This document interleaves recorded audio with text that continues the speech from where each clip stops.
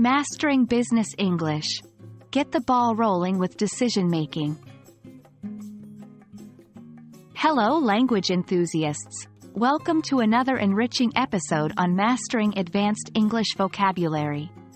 Today, we're tackling a popular idiom in professional communication, especially when it comes to decision-making and problem-solving. Get the ball rolling.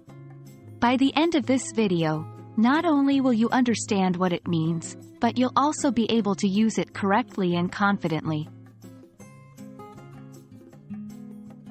Get the ball rolling is an idiom that originated from games like soccer or basketball where the ball must be set in motion or rolled to begin the game.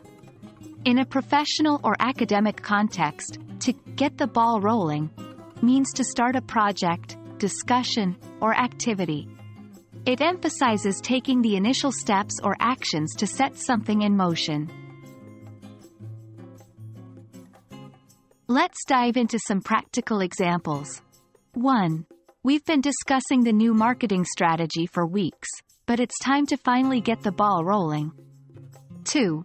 To get the ball rolling on the conference preparations, let's finalize the guest speakers list by the end of this week. 3. During the team meeting, the project manager said, "Let's get the ball rolling by assigning roles and responsibilities." Each of these examples shows how the idiom is used to suggest initiating action or moving forward with a plan or idea. The beauty of language is its flexibility. Here are a couple of variations of the idiom you can also use. 1. Set the wheels in motion. This also means to start a process or series of events. 2. Kick things off. This is a less formal way to express the start of an activity.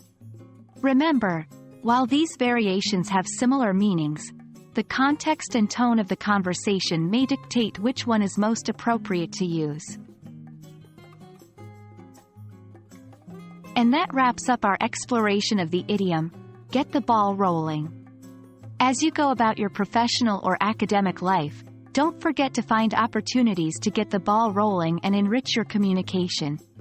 Remember, learning idiomatic expressions can give your English a natural and fluent touch that textbooks often don't cover.